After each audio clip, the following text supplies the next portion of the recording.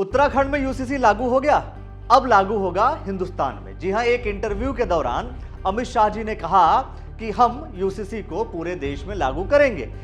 UCC जो उत्तराखंड सरकार लाई है, इसकी ये तीनों स्क्रूटिनी चुनाव है तब तक हो जाएगा।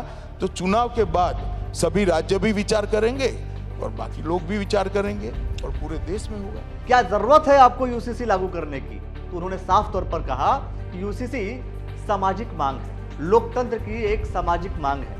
आप लोगों के लिए यूनिफॉर्म सिविल कोड पॉलिटिकल मुद्दा हो सकता है, ये बहुत बड़ा सामाजिक सुधार है।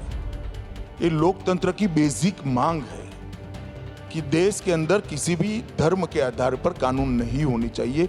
देश के कानून आज की परिस्थिति से अनुकूल और जनता के हित में होना। एक सवाल और आया कि ओवैसी जी ने कहा था कि ये हिंदू कोड बिल है और हिंदू राष्ट्र घोषित करने की एक पहल है, एक शुरुआत है यूसीसी। कोई सवाल ही नहीं पैदा होता, हिंदू कोड बिल नहीं है। देखिए, मैं आपको बताता हूं, ये भ्रमित करने का प्रयास कर रहे हैं। हिंदू धर्म के अनुसरण करने वाले लोगों ने भी ढेर सारे सोशल रिफॉर्म को एक्सेप्ट किया है। दहेज को हमने दहेज विरोधी कानून बनाया, कोई हिंदुओं ने इसका विरोध नहीं किया। हमने अपने अग्नि संस्कार की पद्धति के अंदर इलेक्ट्रिक अग्नि संस्कार को स्वीकार कर लिया, किसी ने विरोध नहीं किया। सती प्रथा बंद कर दी, किसी ने विरोध नहीं किया। हिंदुओं में भी बहुपत्नीत्व था, हमने इसको समाप्त कर दिया देश आजाद होते ही, किसी ने विरोध नहीं किया। ये गलतफहमी फैलाई जा रही है।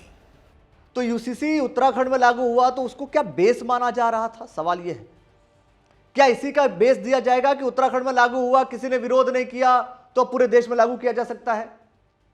या महज एक ट्रायल था? जी हां, आप समझ रहे हैं।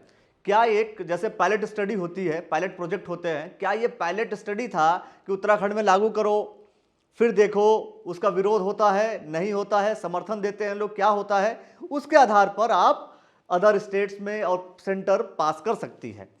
अब उत्तराखंड स्टेट में जब बहुमत ही बीजेपी का है पूरी तरीके से, उस पर बहस कितनी हुई कितनी नहीं हुई, लेकिन खुले तौर पर उसको स्वीकार कर लिया गया। तो इस आधार पर क्या सेंटर में भी होगा?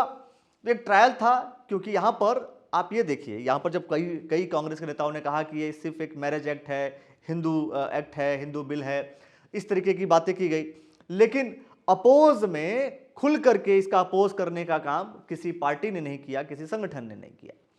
तो उतना विरोध नहीं हुआ।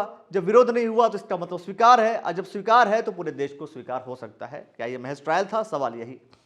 क्या यह बताने की कोशिश की जा रही थी कि उत्तराखंड सरकार पहले इसको करे, एक शांत स्टेट है, पहले करे, उसको अप्लाई कर ले, और जब वो हो जाएगा तो उसको बेस बना करके हम पूरे देश में यूसीसी को लागू करेंगे? अमित शाह जी का एजेंडा बिल्कुल क्लियर है। वो साफ तौर पर कह रहे हैं कि अगले टेन्योर में हम इसको पूरे देश में लागू करेंगे, क्योंकि कुछ चीजें ऐसी होती हैं जो समाज के हित में होती हैं, सामाजिक सुधार की तरफ एक प्रक्रिया होती है। ट्रिपल तलाक का उन्होंने जिक्र किया, धारा 370 का जिक्र किया। अगर कोई चीज गलत है उसको ठीक करने में गलती क्या है, बुराई क्या है? फिलहाल आपको क्या लगता है कि यूसीसी जब पूरे देश में लागू होगा तो इसका कितना विरोध हो सकता है, या विरोध उस समय भी नहीं होगा? या हो सकता है कि मौजूदा जो कैबिनेट में सांसद होंगे वो सांसद खुल करके इस पर डिबेट कर पाएंगे, इसके प्रोज और कॉन्स को डिस्कशन कर पाएंगे या नहीं कर पाएंगे? क्योंकि समान नागरिक संहिता हर किसी को समान रूल्स के अंतर्गत बांधता है, हर किसी के ऊपर इक्वली रूल्स अप्लाई होते हैं, वो किसी भी धर्म का हो, हिंदू हो, मुसलमान हो, सिख हो, ईसाई हो, किसी भी धर्म का हो। ये बात की जाती है यूसीसी को लेकर के।